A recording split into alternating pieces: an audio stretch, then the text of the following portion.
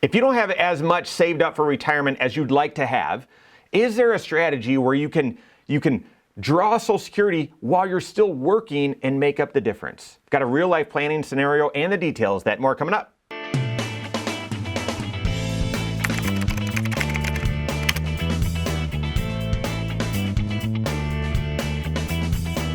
My name's Mike Bernard. I'm the host of the Wise Money Show. I'm also one of the certified financial planners right here at Korhorn Financial Group. Make sure you hit that subscribe button, turn on notifications, and smash that thumbs up button. All right, so what do you do if you are approaching retirement and you just don't have as much saved up as what you think you need or believe you need or as much as you want to have?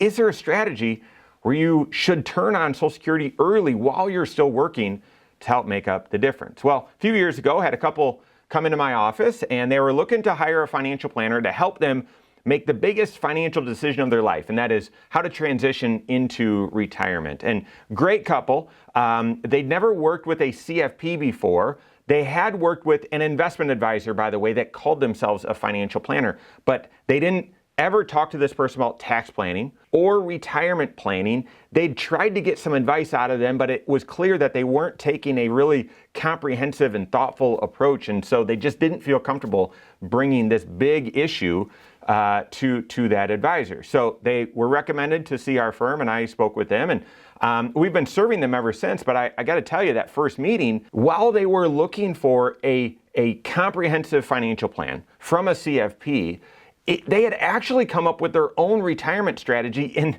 honestly, they were just looking for me or us to bless it, to say, yep, that's right, go ahead and do it. They had the spreadsheets and everything, and they weren't engineers. It's common for engineers and those that are much smarter than I am to come in and with all the analysis and go through it together. But these folks had done the spreadsheets and said, hey, here's where we're at. Here's what we'd like to do. Is this a good idea? They didn't have as much saved up for retirement, and just a couple $100,000, and they were aware that that's probably wasn't going to go as far as it needed to go in retirement. Neither of them had pensions. And so the situation was, she was working part-time and she planned to work for a few more years, I think until about 65. And at that time, she was going to transition and stop working part-time and turn on her Social Security. Because she had worked more earlier, it was going to be a reduction in income when she switched from working part-time to Social Security, but it wasn't going to be an enormous reduction. He, however, was working a full-time job, making about 60 grand was his take-home, but then had a part-time job where he was making another 20 grand or so, 25 grand. And that's something that he loved to do. This was a hobby. It was a passion of his that he got paid for, and he loved to do it. And so the idea, their strategy was, because we don't have a big nest egg to be able to retire and supplement our income, their strategy was, when he turned 62, he was going to retire from that full-time job and kiss that 60 grand goodbye. To make the finances work, to make the cash flow work, he was going to do what he loved doing, what was currently a part-time job, making 20 to 25 grand. And he was going to basically double his time doing that, because the part-time work was just sort of in the evenings, and he could do it on the weekends and make more. And so he thought, I'll make 40 to 50 grand doing that, and then I'll turn on my Social Security, which is at the time was about 2 grand a month. And he's like, we did the math, the finances can work. So does this plan work? Turns out they're not the only ones. This couple is not the only ones that have had this idea.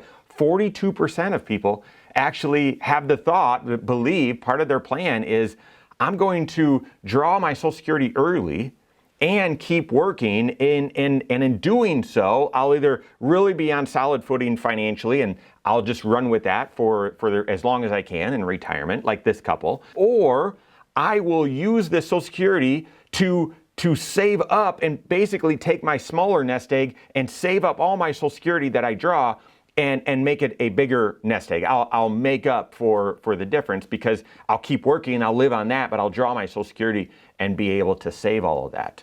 Does that plan work? What's the problem with it? Well, there's two primary problems. You may have already spotted the first one, and that is, When you are drawing Social Security before your full retirement age, which used to be 65, now it's essentially been phased to 67 for almost everyone. And gosh, guys, it'll probably be phased out to 70 at some point, although who knows, Congress will probably not decide that until it's too late, where it wouldn't even make a difference anyway, but I digress. If you're drawing Social Security before that full retirement age, and you are working, earning money, paycheck money, whether that's you're self-employed or hourly or salary or whatever, paycheck money, then if you make more than a certain amount, your Social Security will be penalized, not taxed. That's another issue I'm not even going to bring up here, but it will be penalized. For every $2 you earn above a certain threshold, $1 of your Social Security is penalized, taken away via a penalty for that year. And so I can't remember the amount, the income threshold a couple years ago when we were having this first meeting, but right now, that income threshold, that wage threshold, $22,320 for 2024. So therefore, going back to this scenario, he was making 20 to 25 grand a year at this part-time job. When he retired, he was going to move that up to around 40 to 45 grand and then turn on Social Security.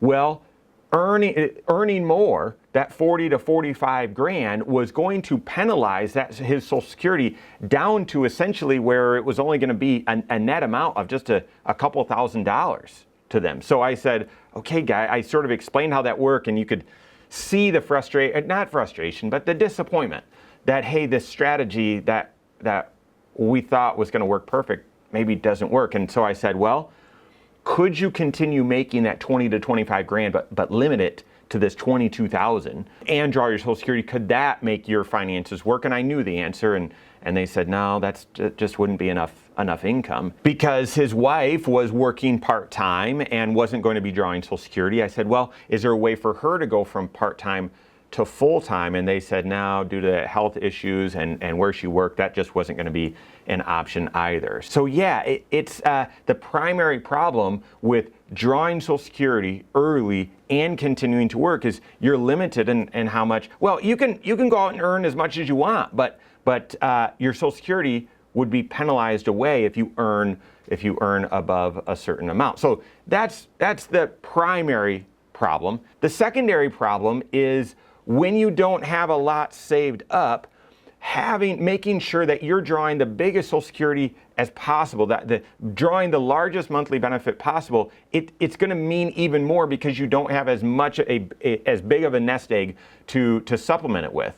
Therefore, drawing your Social Security early locks in a lower monthly benefit than you would otherwise have if you let it continue to grow, if you delayed your Social Security. And again, because you don't have a large nest egg to supplement your Social Security, it actually is more beneficial to delay Social Security, allowing it to continue to grow that approximately 8% every single year, because your Social Security is going to need to make up a larger portion of your retirement income because you don't have that other nest egg that's larger to supplement it. Add on top of that the annual cost of living adjustment. That's a percentage, an inflationary percentage adjustment that you get on your Social Security. That percentage is going to be what it is based on Social Security. But if you have drawn your Social Security at 62 or 63 and taken a reduced amount, then that cost of living percentage will be on a smaller number, right? Say it's 3.2% for this year.